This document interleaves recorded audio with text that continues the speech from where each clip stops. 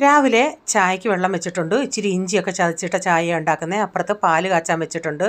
അപ്പോൾ ഞാൻ ബ്രേക്ക്ഫാസ്റ്റിന് കലത്തപ്പം ഉണ്ടാക്കുന്നത്. അത് ഷേപ്പിലൊരു വ്യത്യാസമുണ്ട്. അപ്പോൾ ഞാനിവിടെ മധുരത്തിന് ആവശ്യമായ ശർക്കര ഉരുക്കാനിട്ടിട്ടുണ്ട്. പിന്നെ എൻ്റെ കയ്യിൽ സവാള ഉള്ളായിരുന്നു. ഒരു സവാളയും ചെറുതായിട്ട് അരിഞ്ഞെടുത്തിട്ടുണ്ട്. കുറച്ച് തേങ്ങാക്കൊത്ത് നെയ്യിൽ ഇങ്ങനെ ചെറുതായിട്ട് അരിഞ്ഞ തേങ്ങാക്കൊത്തൊന്ന് വറുത്തെടുക്കണം.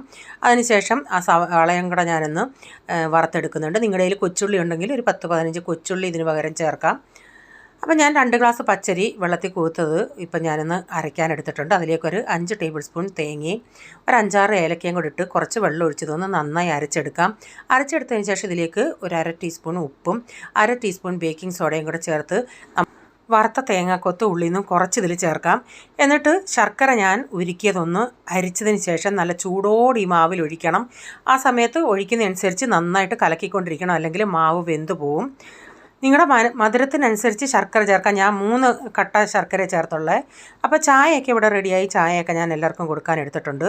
അപ്പോൾ നമ്മളിത് ഉണ്ടാക്കാൻ നേരം ഞാൻ ഉണ്ടാക്കുന്നത് നമ്മുടെ പാലപ്പച്ചട്ടിക്കകത്ത് അതിൻ്റെ അകത്ത് ഒരു ഇച്ചിരി ഓയിൽ തേച്ചതിന് ശേഷം നല്ല ചൂടോടെ ആയിരിക്കണം ആ പാൻ. എന്നിട്ട് ഒരു 2 തവി മാവ് ഒഴിച്ചതിന് ശേഷം അതിൻ്റെ മുകളിൽ ഇങ്ങനെ ഇച്ചിരി തേങ്ങാക്കൊത്തൊക്കെ ഇട്ടിട്ടുണ്ട്. മാവ് ഒഴിച്ചതിന് ശേഷം തീ ഒന്ന് കുറച്ച് വെച്ച് വേണം വേവിക്കാനേ. ഒഴിക്കുന്ന സമയത്ത് നല്ല ചൂടായിരിക്കണം കല്ലിന്. അപ്പം നമ്മുടെ കലത്തപ്പം ഇവിടെ റെഡി ആയിട്ടുണ്ട്. അപ്പോൾ നമ്മൾ ചൂടോടെ ഇത് ഒഴിക്കുമ്പോഴേ ഇങ്ങനെ ഈ നാര് പോലുള്ളത് നമുക്ക് കിട്ടത്തുള്ളൂ.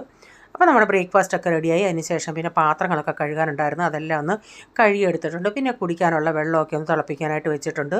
അതിനുശേഷം ഇന്ന് ടൊമാറ്റോ ചേർത്തുള്ള ഒരു മീൻ കറിയാണ് ഉണ്ടാക്കുന്നത്.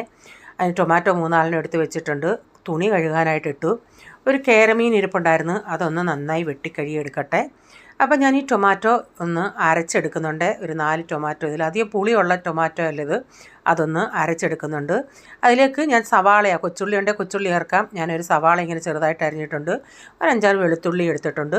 ഇഞ്ചി പേസ്റ്റാണ് ഞാൻ ചേർക്കുന്നത്.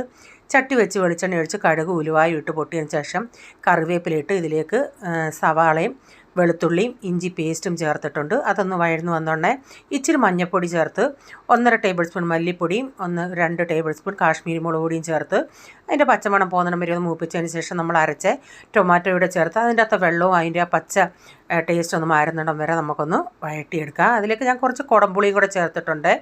അരപ്പൊന്ന് തിളച്ച് വന്നിട്ട് അതിലേക്ക് മീനൂടെ പറക്കിയിട്ട് ഉലുവാപ്പൊടിയും ചേർത്ത് അതൊന്ന് തിളച്ച് വരട്ടെ.